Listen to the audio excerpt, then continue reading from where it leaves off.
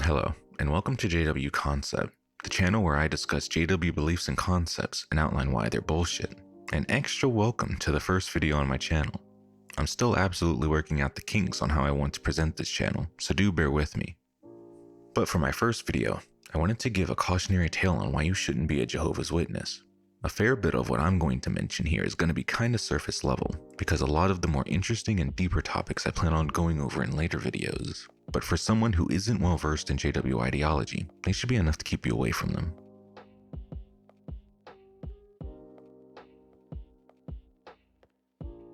For some in my audience, it might be a bit hard to remember, but do you remember your middle school science class? I know I do, and I'm really upset that they taught me wrong. They taught me that the earth revolved around the sun, but in actuality, it revolves around Jehovah's Witnesses. At least, that's the impression they're going to give you if you learn enough about them. Jehovah's Witnesses fashion themselves as the center of attention in an ongoing spiritual war between God and Satan. Satan's one goal is to use any and all underhanded means to stop JWs from being faithful, and the JW's singular purpose is to weather out the storm and die faithful. When your entire purpose and identity is so myopic, it's no wonder that the entire world, and dare I say the universe, gets distorted to revolve around your plights. In a May 2020 Watchtower, they literally wrote, and even though God's servants make up only a small portion of the world's population, about 8-ish million if I recall correctly, they are often at the center of major world events. Quite frankly, it doesn't get more warped than that. World War I? That's been reclaimed as the day Satan was cast out of heaven and onto the earth. Holocaust? A trial for German witnesses as Hitler had a quote-unquote special interest in them, likely with Satan's influence. Hell, even the pandemic was viewed as a sign of the end at the outset, and while I'm not completely sure if a phrase like Satan using the pandemic as a trial for witnesses has been said yet, it wouldn't surprise me if it has and I missed it, or if it'll be a recurring message in the years to come. It doesn't stop there though. Not only do they think the big events are used to specifically target and persecute them, but they also think that the many systems that make up everyday life are fashioned in a way specifically to tempt them away from their faith. For instance, the education system isn't made as a way for young children to socialize and to impart information relevant to the foundation of the world they live in. No. Instead, it's made as a testing ground for young witnesses' faith, and science class is one of the hardest challenges you'll face. Now, if all of this is kinda sounding like, then you'd be right. They are a cult. Now, there are many facets that make the Jehovah's Witnesses religion a true blue cult, like the fact that they tick far too many boxes in the bite model, the fact that their idea of free will is extremely restrictive and best only thought with air quotes around it, or to their information restriction. But I want to talk about some more practical aspects that will pertain more to you. People like me are widely feared and lambasted within witness culture. To be clear, all I really am is someone who is forced to make appearances at meetings, but don't believe in them at all. Then I just talk about why I disagree with the religion, and why it's wrong to a variety of people. The fear aspect comes in when witnesses are taught that people like me are essentially aligned with Satan, and are acting in his favor by trying to lead them to losing their faith in life. While it's true that I'd rather convince a JW away from their current course, the idea that doing so costs them their everlasting life, more on that in a bit, is the kind of fear-mongering I'd like to introduce you to. People like me have a title, and it's apostate. The word itself simply means defector, but to a cult like Jehovah's Witnesses, defecting sits very high on the list of grave moral sins. I, and people like me, are treated as evil and to be avoided at all costs. Am I evil, viewer? Finally, you're considered bad association by the witnesses. You see, JWs are encouraged to only be friends with those within their religion. Worldly, or better said, normal people are seen as a liability to the cult. This includes you. And the rhetoric can shift between almost reasonable to straight up demonizing.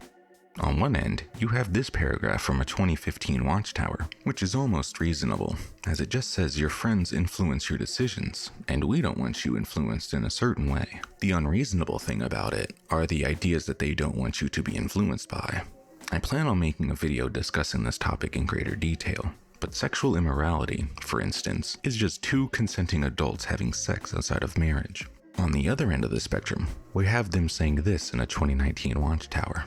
where they're insinuating that you're someone who's corrupted by Satan, placed alongside Jehovah's Witnesses to tempt them out of their faith and corrupt their thinking. You can take this moment to apologize for existing on the same earth as Jehovah's Witnesses and not being one sooner. I'll wait. It probably goes without saying, but witnesses aren't too keen on dating outside their religion either, for basically the same reason that they don't want to be your friends. It wouldn't surprise me if, through this description of how they think about you, you got the impression that JWs hate you. Did you know that every witness that preaches to you is withholding some pretty seriously important information from you? And there's no exception to this. Literally every witness does this. Again, I have another video that'll go over this in more detail in the future, but the basics are pretty simple. When an organization seeks to draw you away from others, or from common sense, they want to make sure that they have a foundation to start with. They'll start with a lot of their lighter, more agreeable teachings. And then when you're already neck deep in their teachings, they'll start giving you the more out there teachings, or adding nuance to the lighter stuff they told you earlier. For instance, JWs often teach that the Bible promises that you can see your loved ones again in a perfect new world, or how wickedness, sickness, pain, suffering, and death will cease to exist. What they won't tell you when initially teaching you are the requirements. Both of these things happen after the JW's version of Armageddon, which involves the death of virtually anyone and everyone who isn't a witness. That'll include you if you don't accept a Bible study.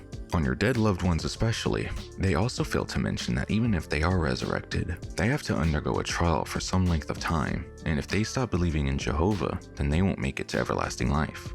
Which means that the promise of everlasting life isn't really that. It's instead a promise at the chance of everlasting life. A minor distinction, but not one made when a JW's at your door. On a similar note, the word wicked might come up as an adjective to describe a variety of things. The world situation, specific types of people, and other things. I can almost guarantee that your definition of wicked and the JW's definition of wicked are two completely different things.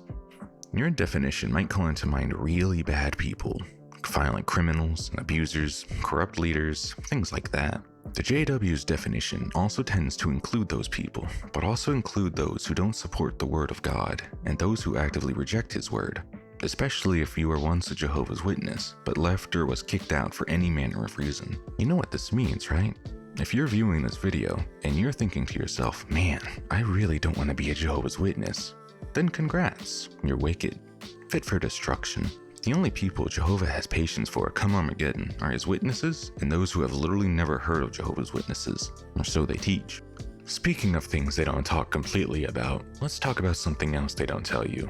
Let's imagine you've become a JW, but somewhere down the line, you do something against the rules. The elders, congregation leaders, find out and they kick you out. Sounds kinda normal, yeah? Break the rules, get removed. But the way Jehovah's Witnesses remove you is what makes them culty. They call it disfellowshipping, and it's more than just being kicked out.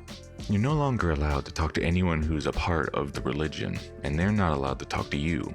Your Bible teacher? Off limits. Your friends in the congregation? Off limits. Your believing relatives? Off limits. The only exception is if your family needs to discuss necessary business with you. Hey, editor JWConcept here. So, I'm technically partially incorrect on what I just said. The short version is just look at the picture, pause the video if you need to, and just realize that while that's technically true, what's in the picture, practically a JW is probably going to want to not talk to someone who's like disfellowshipped in their own household and stuff. And you're allowed to talk to the elders if you want to start making moves to get undisfellowshipped. Outside of that, no one's allowed to talk to you, and many will ignore your existence. The worst part? You, the victim, are in the wrong. One of the reasons a JW is encouraged to stop talking to you is to help you come to your senses, as the Keep Yourselves in God's Love book puts it. They're not helping you, they're hurting you. Full stop. I lied though, it does get worse. These rules have no safeguards or restrictions. So that also means if a JW's child is disfellowshipped, these rules will also apply to the child as well. It's not too uncommon for a JW parent to kick their older disfellowshipped child out the house. There's a laundry list of reasons why you shouldn't be a JW. For a non-witness crowd, I chose a few topics that are easy to digest and understand, but are also important to know about the Jehovah's Witnesses in general. On this channel, you'll eventually find a plentiful number of reasons not to be a JW, and diving a bit deeper into a variety of their beliefs. You can expect videos on topics like their black versus white mentality, the tools they use to drag you into their cult, reviews on their videos and movies, and more. If you're interested, consider apostasy and click the subscribe button, and ring the bell if you wanna. Comment cause the algorithm likes that, and see you in probably 2 weeks cause these scripts take too damn long to write. Hope you enjoyed.